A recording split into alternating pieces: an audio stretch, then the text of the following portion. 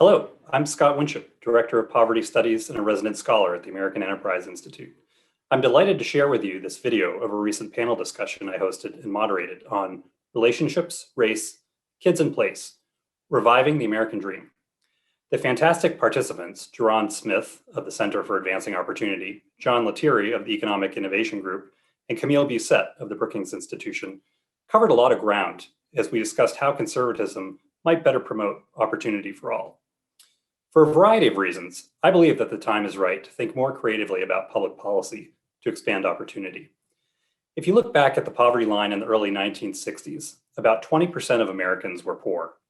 Using the same definition of poverty and measuring income and the cost of living as carefully and accurately as possible, that is down to 2%. While we can always strive to do better, that is a huge accomplishment. However, over that same period, intergenerational mobility hasn't budged, and it's possible it's worsened. Meanwhile, social capital trends have been unambiguously terrible across the board, from family stability to community involvement, trust in institutions, religious participation, you name it. What that suggests is that expanding opportunity may require something other than just getting more money to more people. Solving poverty isn't the same thing as solving opportunity. The time for rethinking policy around opportunity is right too, because of the state of our national politics. To my mind, too much of the populism on both the left and the right is focused on the alleged shortcomings of the economy, and not enough on helping more people benefit from its strengths. There are certainly flaws in the ways that both left and right address unequal opportunity, but the purpose of this panel was to focus on how conservatism can think more creatively about and give more attention to the issue. I wanted to have a discussion around 4 areas in particular: social capital, the role of place, early childhood inequities, and racial inequality. I hope you find this discussion valuable. Thanks for watching. So let me introduce our fantastic panelists today. I'm thrilled to have gotten each of them to be able to participate. We're going to start with Dr. Camille Busette, who's a senior fellow at the Brookings Institution, where she directs the Race, Poverty, and Inclusion Initiative. Prior to her current role, she was at the World Bank as a Chief Innovation Officer and in other roles. And she was the first head of the Consumer Financial Protection Bureau's Office of Financial Education. And she was a senior fellow at the Center for American Progress before that. Next, John Lettieri is president and CEO of the Economic Innovation Group, which some of you may know from the seminal work that they've done on opportunity zones. He also co-founded that organization. In the past, John was vice president of public policy and government affairs at the Organization for International Investment. And then further back, John was a foreign policy aide to former US Senator Chuck Hagel. John has a great paper on non-compete agreements that just came out for AEI actually earlier this week that I would recommend to you. And then finally, Jerron Smith. Jerron's the new executive director of the Center for Advancing Opportunity at the Thurgood Marshall College Fund. Jerron left President Trump's White House this fall after serving in a number of key roles over the entire first term, among them Deputy Assistant to the President for Domestic Policy, Director of Urban Affairs and Revitalization within the Domestic Policy Council, and Special Assistant to the President for Legislative Affairs. Earlier, Jerron worked for Senator Tim Scott, and on the House side, for a member that you might have heard of named Mike Pence. So I'm thrilled to have such a group with such diverse backgrounds in the private sector and public sector, both sides of Pennsylvania Avenue. I think we're going to have a great conversation. So without further ado, let's start with social capital. This is, in a lot of ways, a topic that's easier for conservatives than some of the other issues that we're going to be addressing today. Most conservatives are deeply concerned about the withering of civil society, for instance, about the breakdown of the family. And while there's any number of reasons that we might care about social capital, one of them is definitely that our relationships affect our opportunities, and so that merits attention from us. So just starting with Camille, you've done some really interesting work on networks and social relationships. How does social capital relate to opportunity, and what can policy do to expand access to more valuable social capital among those who are disconnected? Thanks, Scott. I'm thrilled to be here with such illustrious colleagues, and I'm happy to weigh in on the question of social capital. Not too long ago, few months ago, I released a study that we had done. It was based in Charlotte, but we also did it in 4 other cities, and that report's forthcoming, where we basically asked people who are representative of Charlotte to tell us who they reached out to when they wanted to either find a new job, a new housing opportunity, or a new educational opportunity. And we chose those 3 areas because those are obviously linked to economic mobility in all the literature, and we're all, pretty aware of that. And what we found was actually pretty fascinating. We found that essentially folks tended to be group themselves in terms of those opportunities in pretty racially homogenous groups. So those networks tended to be pretty racially homogenous. And so that what that meant then is that we had to compare the resources within each of those groups and see if they actually were similar relative to economic opportunities. And what we found out is that they were not. And we looked by race and by gender and by income. And this also was replicated in 3 other cities across the US, really diverse. Racine, San Francisco, and Washington, DC. We found exactly the same thing, which is that people group in these racially homogenous groups. White men are the best, have the best kind of and broadest networks that work really, really well relative to opportunity. So there are lots of information flow, resources, benefits, et cetera. On the other end, you have Black men who tend to have very small reciprocal networks, meaning that when they ask for something, they usually don't get it. They might know a lot of people, but relative to opportunity, those networks are pretty small. And the reason for that, we believe, is that Black men are usually excluded and isolated from a variety of different circumstances under which you would normally form those relationships. So for instance, school, the workplace, et cetera. But we also found that Latinos were variously networked depending on how long they had been in the US. And with Latinas typically being the least networked initially and having only family members to draw upon. So what that says to us in terms of economic mobility is that who you know is dependent on those groupings, those homogenous groupings, and those homogenous groupings do not bring to bear the same level of resources. So to the third part of your question, which is what can public policy do? Well, when we think about economic opportunity and we think about economic mobility, we always think about, okay, let's improve education and job training, and there are a host of other kinds of remedies that are fairly straightforward. But at the end of it, even if you provide all that, social networks are fairly exclusive, and that exclusivity can prevent sustained progress on the economic mobility front. Really interesting. John and Jaron, feel free to jump in, pegging off of that. So in the Social Capital Project, which I directed for Senator Mike Lee on my previous job, one of the innovations that we did, I think, was to kind of consider family change in the context of broader social capital declines, which I think makes a lot of sense because it highlights that family change is sort of one specific part of kind of a more general trend over time. Obviously, conservatives have been deeply concerned about family change for a while. Do either of you see ways that government can address that issue? Or if you want to respond to anything Camille said, feel free to jump in there too.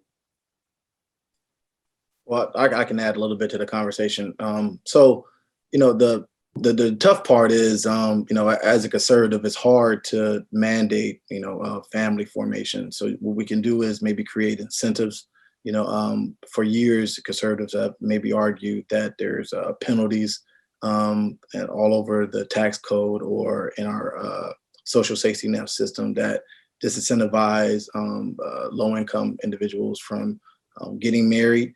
I would also argue that, there's also cultural pieces. I mean, even, the upper class individuals have a hard time staying married. They get married, but divorce is also high amongst the country. And so I think policymakers need to think a little bit more outside the box, especially conservatives, to try to meet people where they are. Me, for example, and then many of my colleagues that are millennials have grown up with parents that may have divorced or separated or single parents. And so obviously there's the ability for individuals to overcome and kind of be successful in a single parent household. However, there's other things that play a factor, mentorships, having a good coach, having kind of these civil society infrastructures stood up is extremely important. After traveling across the country to different opportunity zones and figuring out how people could navigate new access to capital that came about from that, we found that many of these communities were looking for just having that social network. Back when I was growing up, there was a lot of community centers. In many communities, those type of infrastructures don't exist anymore. And so especially post-COVID, the social infrastructures through nonprofits are also having trouble just because, giving is down and churches aren't convening anymore. So I think as we come out the pandemic, I think it'd probably be more valuable to see how we can leverage those community networks that would help fill the gap when there is a gap with your normal or what's considered a traditional family upbringing. I think it's even more important because many individuals are looking at, and in these fragile communities, we had a report that came out at the Center for Advancing Opportunity last year called The State of Opportunity. And it showed that in these fragile communities, almost 40% see jobs as a barrier, but they also see drugs and addiction as also a barrier to opportunity. And so that shows that there's a pathway for us to form a partnership between job creators and those nonprofits and social networks that can help create that ecosystem for opportunity for those individuals who struggle with those certain barriers. Scott, I would just add one of the things that concerns me about this topic is that there appear to be widening class and educational based gaps in social capital in terms of traditional family structure. And so to the extent that stable and traditional families are increasingly the domain of affluent people, regardless of their political affiliation or other types of attributes, if it becomes a matter of affluence and education attainment, I think that speaks to areas where public policy can potentially play a more intentional role in making it easier. And thinking about this in a wide range of ways, I think conservatives should be looking at everything from criminal justice and policing to housing policy and many other areas of our economy through the lens of what it takes to raise a stable and successful family and what kind of barriers may be preventing family formation in the first place. So much more a matter of removing, whether intended or unintended, disincentives that disproportionately affect people with lower education attainment and less affluence. It's really interesting for obvious reasons. I think when we talk about family structure and single parenthood, we sort of focus on the angle from the kids, which is incredibly important, obviously. Richard Reeves, Camille's colleague at Brookings, put out a report recently looking at kind of marriage as an outcome, which I think is another really important way that we ought to think about it. In a lot of ways, if there are some segments of society that don't get to benefit from everything that comes with having a lifelong partner that you can count on, that's sort of an outcome that we ought to care about more, I think, even just beyond sort of what are the impact on kids as well. Well, thinking about the importance of relationships leads naturally to thinking about the importance of place, which is the second thing that we want to chat about. Where we live shapes our values, our aspirations, and our preferences, our identities, but it also affects opportunities in that economic investment varies across places, economic growth varies across the country. Where you live provides access to networks, as Camille mentioned. School quality is dependent on it. Your exposure to crime is affected by it. So all of these are tied to where we live. John, you've done a lot of work in this area in terms of regional inequalities and in terms of concentrated poverty. How concerned should we be about concentrated poverty, whether it's in Baltimore or the sorts of places in hillbilly elegy? And what can policy do to confront the negative consequences of where you grew up?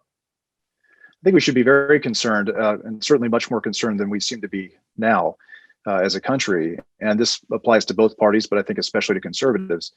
You mentioned earlier that we've done a great job in mitigating some of the effects of poverty in this country. We've made a lot of progress in that regard.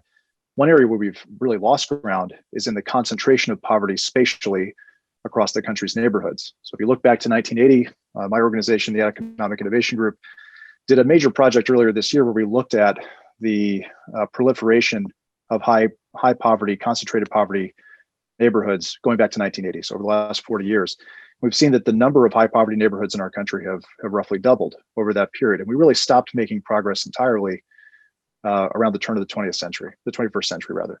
So the 1990s was a brief reprieve where we made some progress in dwindling the number, and then that shot back up again in the 2000s. And I think it really speaks to this issue that we understand better, I think, today than we ever have, that place really has a profound influence on people's life outcomes, particularly for children growing up in concentrated poverty areas. This is a profound influence over every area of their lives, from health to marriage to economic success, access to opportunity. Humans are social creatures. We look at what's in proximity to us to baseline our own conceptions of who we are, what should we be aiming for. It's really important. It's a very basic part of who we are. And when we allow so many people in this country, particularly children, to grow up in areas where not just that generation, but generation after generation are trapped in areas that have been high poverty or concentrated poverty for decades, I think it really speaks to a profound failure in our ability to see the importance of place and to translate that into a policy agenda that puts place on the list of things that we use to consider the health of the overall economy. So two things can be true at the same time. We can have a growing and successful national economy, but also a growing pool of places that are really left out and left behind, where their local reality doesn't resemble the national story. I think that is starting to become more clear to policymakers. They are starting to take that more seriously, but we are still far from the place where that, I think, is getting the attention it deserves. And so based on the social science and what we know about the effect of place on long-term life outcomes, things that we have to mitigate downstream through other policy interventions, frankly, we should be doing much more at arresting the effects of concentrated poverty and the detrimental effects of places that don't produce good life outcomes. With much more energy and resources, I think, that we have now, we might find that over time that's much more cost effective as well, that reducing the remedies that we have to rely upon later in the life cycle. Great. So Jaron and Camille, maybe say a little bit more. Jaron, I know you worked with John on opportunity zones, I think. Say a little bit more maybe about different strategies for investing in places and whether there's a tension between kind of giving people more opportunity to leave a place that may be impeding their mobility for various ways versus investing in communities where people currently live. So, and thanks for pivoting to me. I think one thing's important is that you have to understand that these communities are full of people who have their own ideas and thoughts on how to best be empowered and have a better understanding of the barriers that exist. And so at the Center for Advancing Opportunity, our focus has been going actually into those communities, learning more about what they see as barriers and helping them develop those solutions. We want to also create a pipeline of social scientists from these communities that actually come up with the solutions to solve for poverty barriers. We have 3 pillars we're looking at that we've identified as the main barriers: a justice barrier, of course, a jobs and an entrepreneurial barrier, which of course I've worked a lot with John on, and then a barrier along education. And so what we've done is opened up 3 centers in 3 very economically fragile communities, and have historically Black colleges that are in those communities, and we're forming a partnership with those communities. And so I think that's a key piece, because many of the lawmakers and even some that represent these communities don't always work directly with these communities to help them be empowered.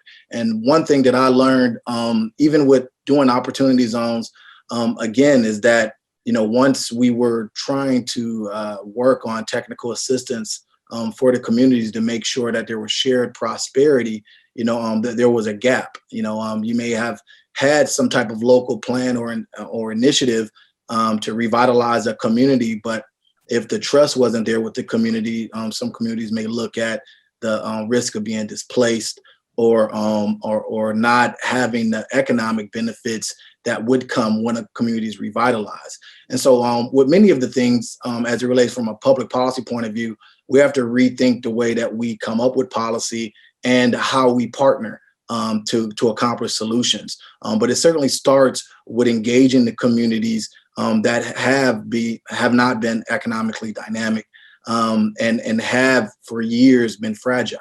And so that's going to be the focus for us. And I look forward to kind of working with Gallup to go into a couple of these communities and learn how the pandemic, even with all the resources that the local government or the state or federal governments put out there, has shed a bright light on some of these disparities that's existed for over 40 years. It sounds like music to Bob Woodson's ears. I was on a panel with him yesterday, and he was making this very point that researchers, policy folks need to sort of get into the communities that they're concerned about and ask people who live there and find out more about what their concerns are. Definitely want to come back to some of these themes later. Scott, I wanted to jump in just for a second on both of these comments. So first of all, I completely agree with Jaron, and I wanted to kind of push a little bit more on a comment that John made, which is that intervening upstream could be potentially less costly from a financial perspective than intervening downstream. And the reason I want to kind of touch on that a little bit is that I do think that there is a considerable amount of reluctance among conservatives to actually fund or help fund the kinds of initiatives that would really lead to more dynamic place-based economies. And so just pushing on that a little bit, wanted to ask John sort of, what are the ways in which we can think together about that sort of intervening upstream and not making it look like a profligate sort of strategy? Well, it's a great question, and it's obviously a very complex issue. But the way I boil it down is I think the best early childhood intervention we could have for people in this country is if no children were born into areas of deeply concentrated intergenerational poverty. There's no single better intervention than making sure that those types of communities have the resources they need to grow into economic independence and have the kind of access to amenities and things that people take for granted in more stable and affluent places. So once you miss that test, then you're playing catch up the rest of the way, right? Because you're mediating step after step as somebody goes through their life. So in addition to being more cost effective, I believe it's also more humane and more in keeping, I think, with the spirit of the American dream, that we want people to have real access to opportunity. That begins with the question of the lottery of birth. Children obviously don't have a lot of choice in that matter. And so we should be especially aggressive when it comes to interventions that help put children on a level playing field and give them access to what I think we should consider basic amenities, basic resources. So I'm much more bullish on the full, on at least being experimental and being willing to try. But where I think Jaron is so right is that so much more of this needs to be informed from the bottom up. And we really need to embrace the idea that not all distressed areas of the country look the same, that there's enormous variety across different communities and different regions. What's going to work as an intervention in one place may not work equally well in others. And we need to have resources and a posture from our federal government that rewards that kind of local intentionality and experimentation and provides, I think, much bigger reward to it, so that we can identify and scale up things that are working, and especially things that are emerging from communities themselves, and help to scale those and make them more widely implemented. That's just not the way that we approach these things now. It just isn't. And it's not, if we believed, I think this was a challenge worth solving, we would treat it budgetarily and in terms of the bully pulpit that comes with an administration and with federal office with a much different approach than what we've seen historically. And I think there's also things I think that are sort of easy things for conservatives to get behind that don't even cost that much money. We've heard about the importance of mistrust, of community institutions and outsiders. Senator Lee was on this panel that I was on yesterday and mentioned that the Social Capital Project is thinking about policing reform. There's an area where conservatives don't tend to not like the way that public unions often sort of shield their bad apples from accountability. It turns out that a very small number of police officers are responsible for a huge amount of the mispolicing and misbehavior that happens. That wouldn't cost the federal government anything. And if there are ways that it can help bring about more accountability on police forces, helps the people who want protection from crime in these neighborhoods, which is very much in demand. But it also, will build trust over time in an important institution. So, I think just thinking creatively, things that'll cost money, things that don't cost money, it's just going to be really important for conservatism moving forward. We could stay on these points for forever. I'm going to try to keep us moving along so we hit all of them. One of the most important ways that place affects opportunities, as John was just saying, is its impact on educational quality. But even within schools, kids start out with large disparities in preparedness. Liberals and conservatives are often going to disagree about the extent to which we can hold adults accountable for their actions. It's sort of one of the main axes, I think, along which the left and right tend to disagree on things. But presumably, as John said, we can agree that 5-year-olds can't really be held accountable for starting school behind, for instance. Jaron, I know that the Center for Advancing Opportunity is deeply concerned about access to quality education. How can policy address the disparities that kids bring to school when they start school, whether that's remedial further down the line or things we could do before they get to that point? What are your thoughts on that? So I think, first of all, it's almost like this whole conversation. We have to reimagine what education means. Everyone, at least my belief, is born with gifts and talents and potential. And so education goes beyond just kind of learning math or even learning how to write, even though those are key pieces to articulation. But at a much earlier age, I think we need to look at the fundamentals of helping that and nurture that individual to do the best of their ability to kind of help them push towards their talents. In many low-income neighborhoods like the one I came from, you weren't taught that, and so many individuals grew up basically wanting to be what culture was selling them, rather it was athletes or being entertainers. It wasn't for me until I went to college that I kind of learned about my potential and my gifts. And so many students learn that at such an early age. What I've learned also through this pandemic, since people are more so distance learning at home, it's even shining a brighter light just on the institutions. Policymakers are spending a lot of time focus on the infrastructure around technology and access to make sure that you can create that classroom experience at home, which I think is all good things. But I think we are missing the point on human flourishing and allowing people to live into their potential and ways that we can help each individual kid realize their potential, regardless of what zip code they come from. Resources is going to be a key piece of that. And so policymakers need to figure out a better way of getting resources to individual students instead of basing it on the zip codes. Most of our local school funding comes from property taxes. And therein lies one of the big barriers that exists with getting resources to each and every child that needs it. Maybe it may be us reimagining how we do K through 12 education, similar to how we do higher education, where we actually have federal dollars that go to each and every child, who, especially if they're in a low-income neighborhood, to allow for them to have more choices of opportunity and resources to figure out how they can best educate themselves. But I think it all starts in building out these ecosystems. Education in a rural community is going to be different than in the cities. And so what we need to do is figure out how we can get more flexibility to the communities that need it most. Camille, thoughts on ways that the policy can affect or address early inequalities?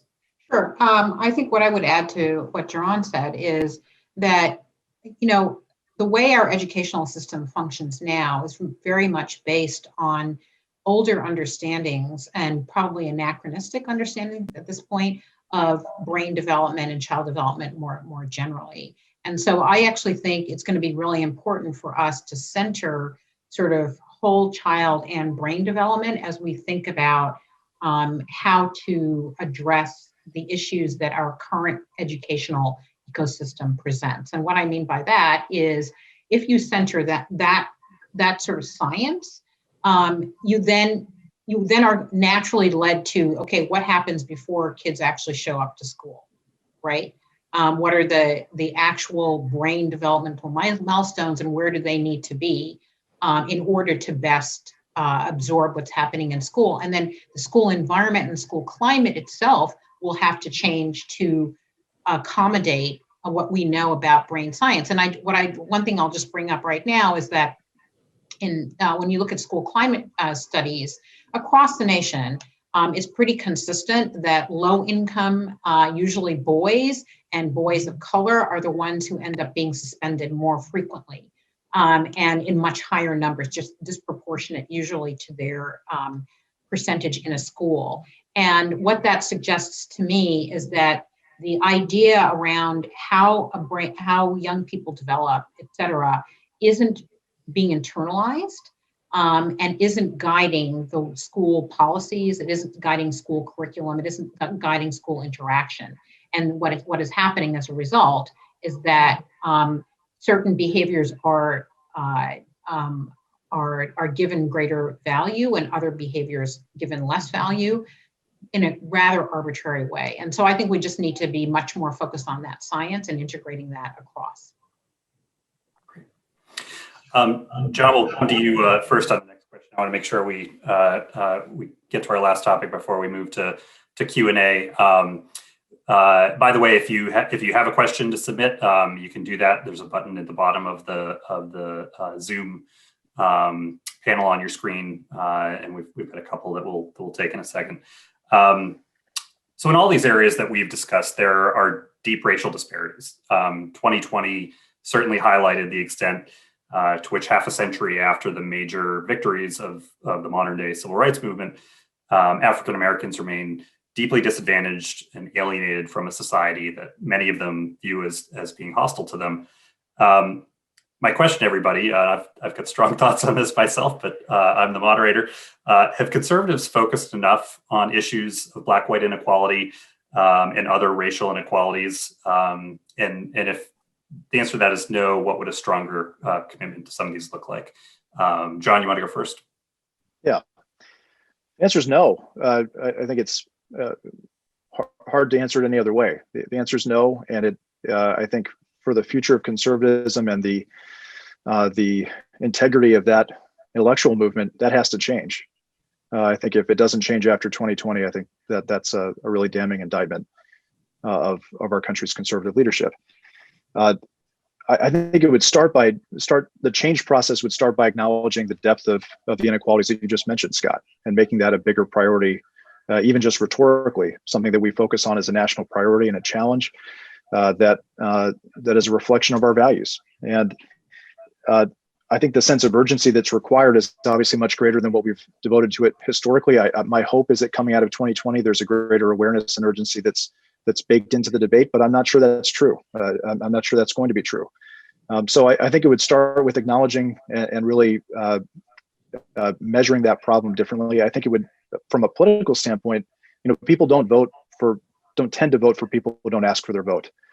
People don't tend to vote for leaders who don't take seriously their perspective and concerns and embed themselves in those communities and try to learn and listen. And I'd like to see a lot more of that from conservative leaders at every level of government. I think that would be very healthy for our politics.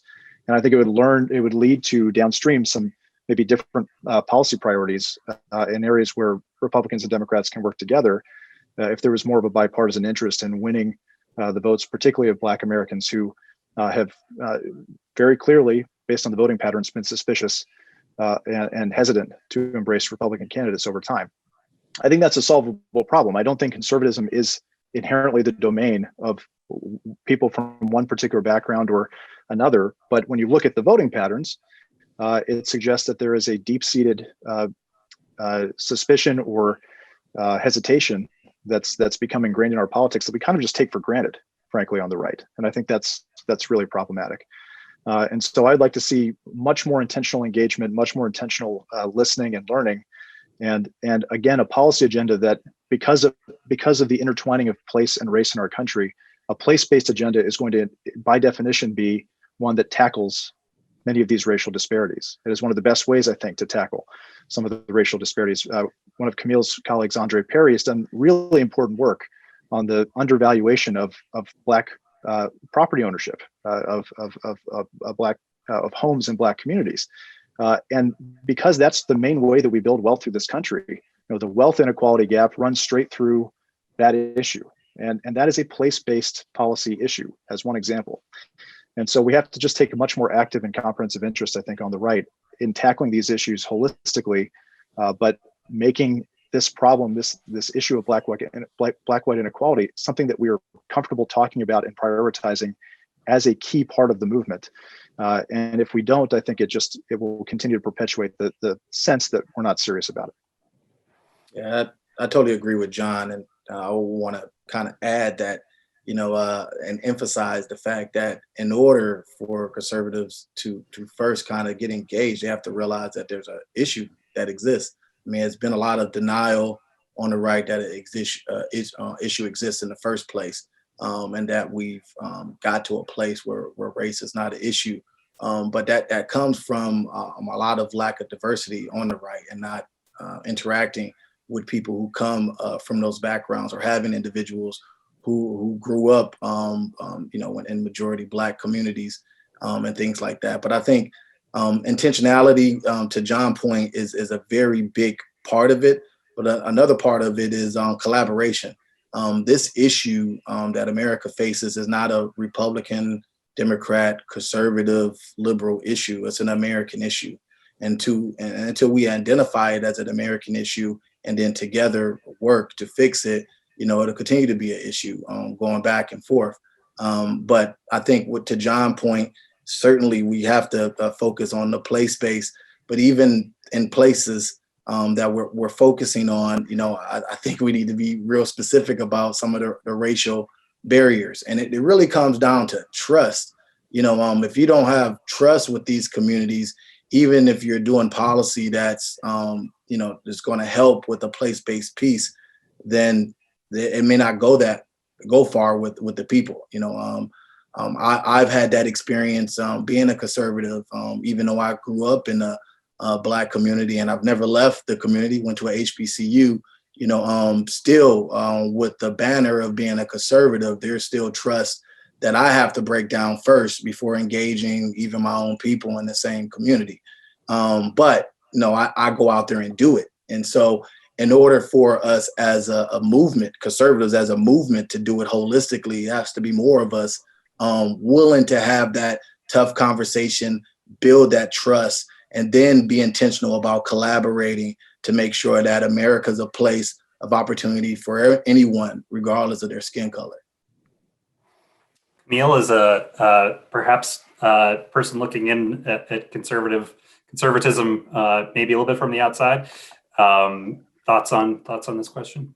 Yeah, I mean, I would agree with John and Jaron, and I would just say, the inability of conservatives thus far to really engage with black-white inequality really mystifies me. And it mystifies me because there are so many important economic issues that are wrapped up with black-white inequality. And what I mean by that is that, our economy as a whole suffers when you have, a very large portion of your population which either doesn't have jobs, is underemployed, incarcerated, or otherwise not participating in the economy and not generating that flow of consumer dollars, right? There are just so many, there's so many reasons why you would want people to be economically flourishing and independent that I think would mesh well with a variety of conservative philosophies. And so I'm just mystified. And I also think that, it's healthy to have conservatives intervening in this question on these questions in a way that's constructive, because it helps create different kinds of solutions. And when that voice is completely missing, the solutions are just going to be very different. And so, I for all the reasons John and Jaron mentioned, I think it's very much to conservatives' advantage to really deeply engage with this question. But I also find that, I'm just mystified that it hasn't happened up to now. Hey, can I make an additional comment just following up with that? Absolutely. I know you raised the issue on more the conservative lines, but I think on the left, I mean, most of a lot of these communities, are controlled by folks who are more left of center than right. A conversation needs to be had on equity, not just equality, but ownership and growth. And so I think there's a lot of work for both sides to do to kind of reimagine what it means to kind of have opportunity in America. And sometimes it's not just getting equal access, but you want that equity outcome. You want ownership. You want to close things like the wealth gap. You want to make sure that the community is able to compete on a global scale. I mean, it's an American issue.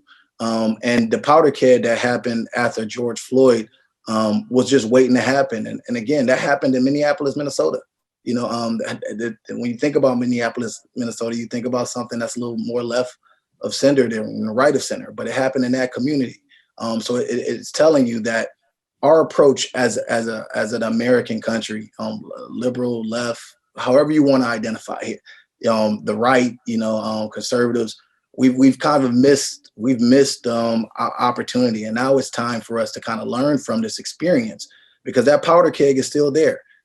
People still want opportunity and feel like they're not getting access to it in a lot of these communities.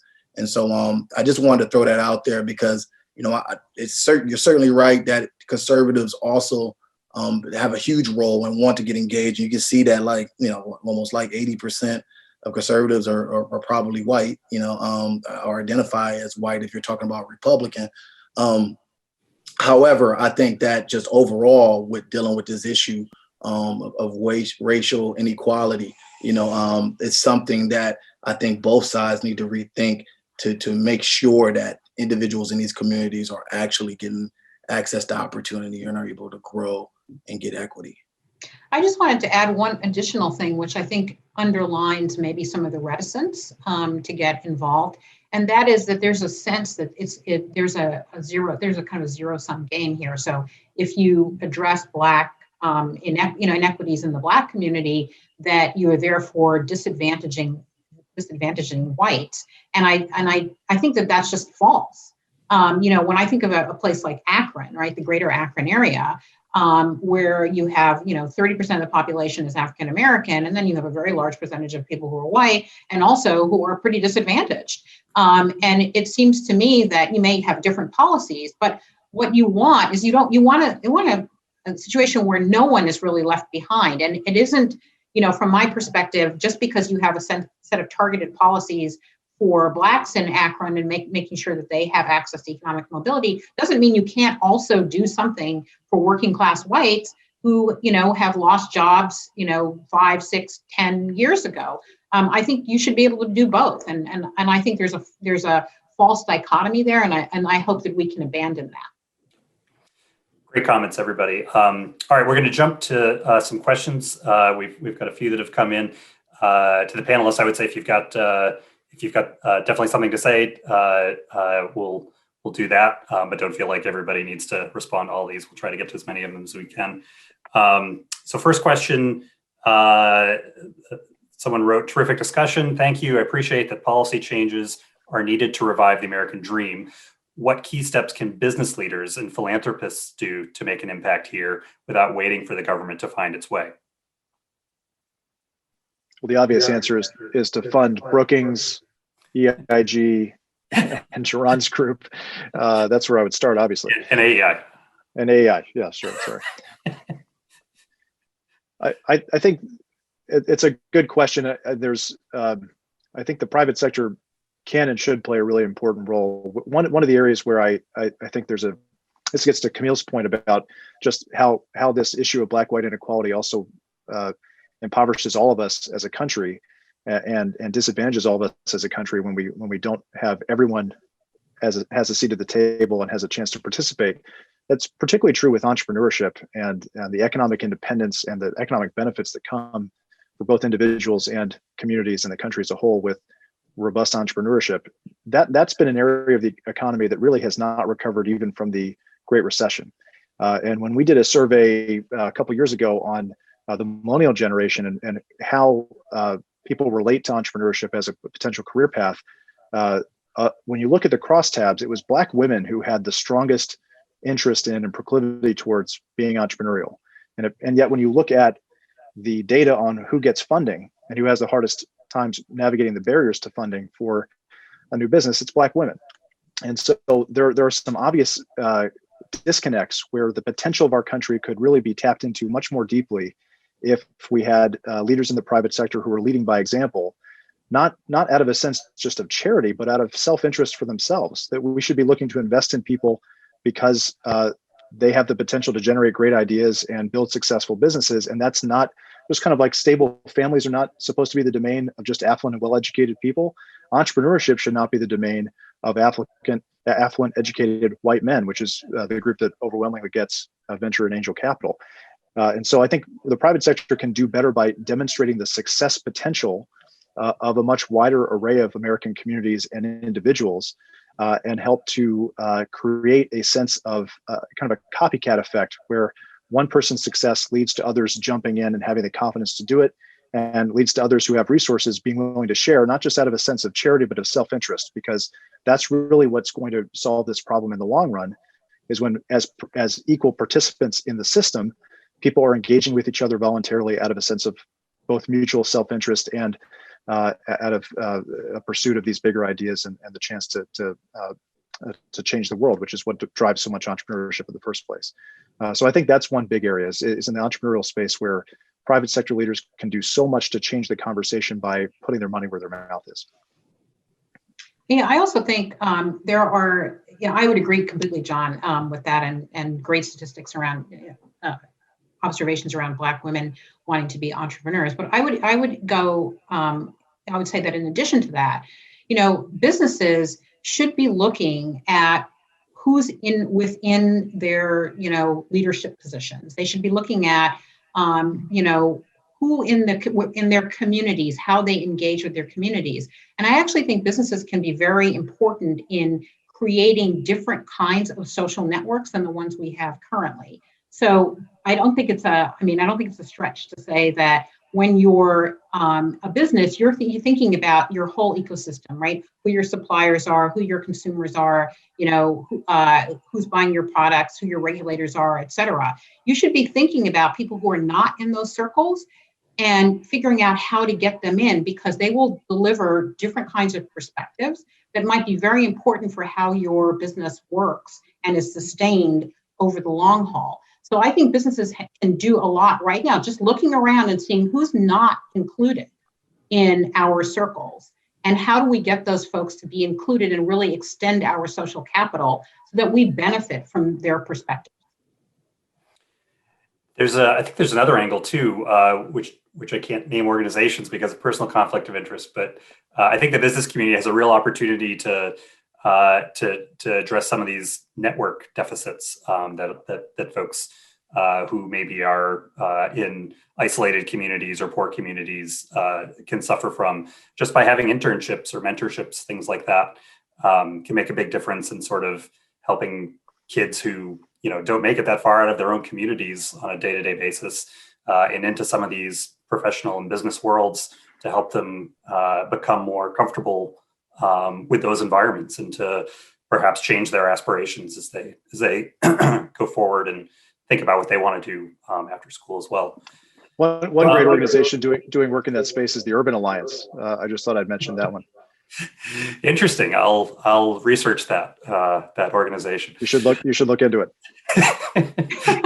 I agree, Scott, and I think there's a way of approaching that doesn't just seem like we need to reach out and provide mentorships. You think about young people are the consumers of the future, right? You're building product X. You want to know what future consumers are going to think about product X or product X 2.0 or whatever. So you could actually gain something by increasing your interaction with these young people. It's not just a give relationship. So I think that's important to keep in mind as well. And I'll close on this point because I think everyone said it well. It's just that to answer the question, the private sector definitely has a role. In fact, a lot of the work that John Lettieri and I worked on with Opportunity Zones was focused on creating the right incentives for the private sector to get involved and for private capital to get involved to help solve some of these social issues. And so it depends on what the focus is for your company, but there's a lot of different ways to get involved and do work in this space. But the number one thing is being intentional about it, trying to actually do something that you think can create an impact. And that takes taking it serious and getting some background on what problem you're trying to solve for or what issue you want to participate in. Great. Another question says, I'm eager to hear which conservative policies in particular our panelists would champion as a positive solution to increasing access to the American dream. Any ones you want to highlight, maybe that we haven't talked about so far? Well, I mean, look, I'm just going to piggyback on sort of what I just said. I think as a conservative, right now, there's this whole issue of do we become more capitalistic? Sorry for the background noise if y'all hear that. Do we lean into capitalism more, or do we create more of a socialist construct in America? That's one of the debates between two different legislators there. I think people who are on the conservative side, they have a real chance to talk about the mutual benefits of capitalism and how that can help lower income individuals, by creating better incentives or a better marketplace so that everyone can be at the table and can compete. And so that's kind of a real big policy argument that's happening right now in Washington. What type of incentives? Is it tax credits? Is it tax incentives? Or how do we leverage our grant ecosystem to deal with that? But I certainly think that overall, that as conservatives, we're kind of reimagining what is the role of government and helping with civil society and helping low-income environments outside of just doing welfare reform.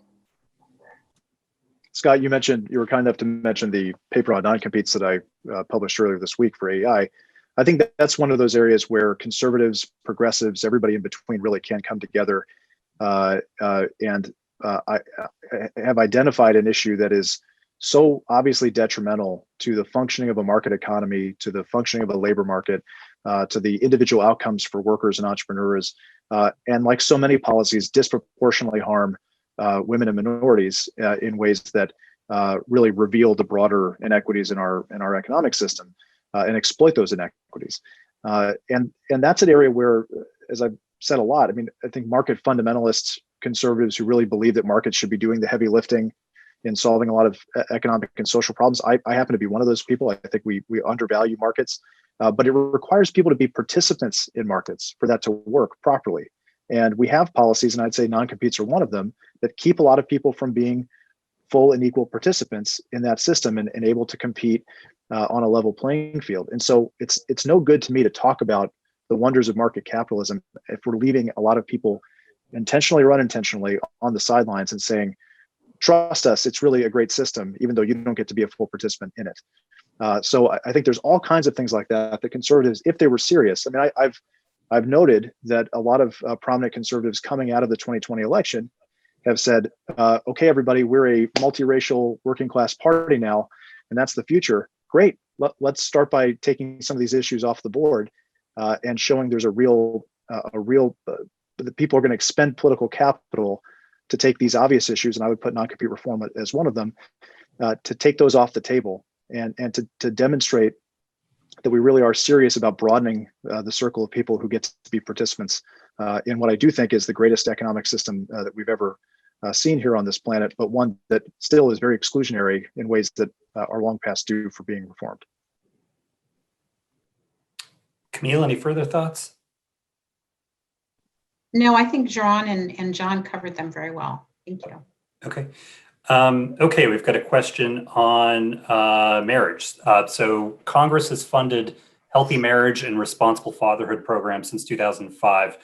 Unfortunately, the funding has remained relatively flat and is a drop in the bucket in terms of what we need to have a major impact on raising marriage rates that have fallen for quite a while now. What more can be done from a policy standpoint to incentivize marriage?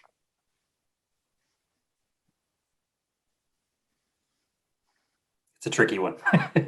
The marriage programs, as some of you may know, turned out like the conservative in me would say, like many social programs, turned out to not really create the behavioral change that was intended to do. So, in some ways, as conservatives who are critical of social programs, like shouldn't be a big surprise necessarily.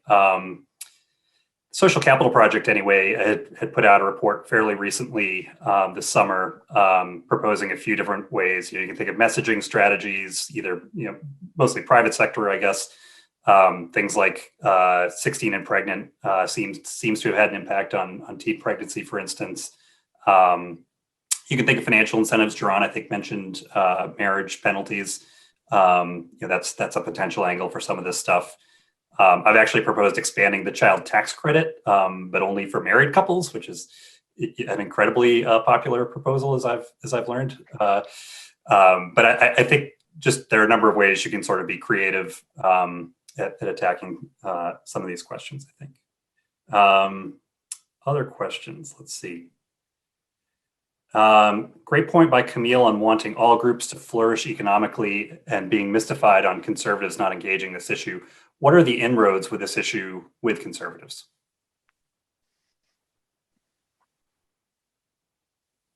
I didn't know if that was for Camille or just in general. I think for anybody. I think anybody can grab that. Yeah, well, I mean, look, what I said earlier is kind of pertinent. Conservatives got to show up. They actually have to go into communities and build relationships. That's a big thing.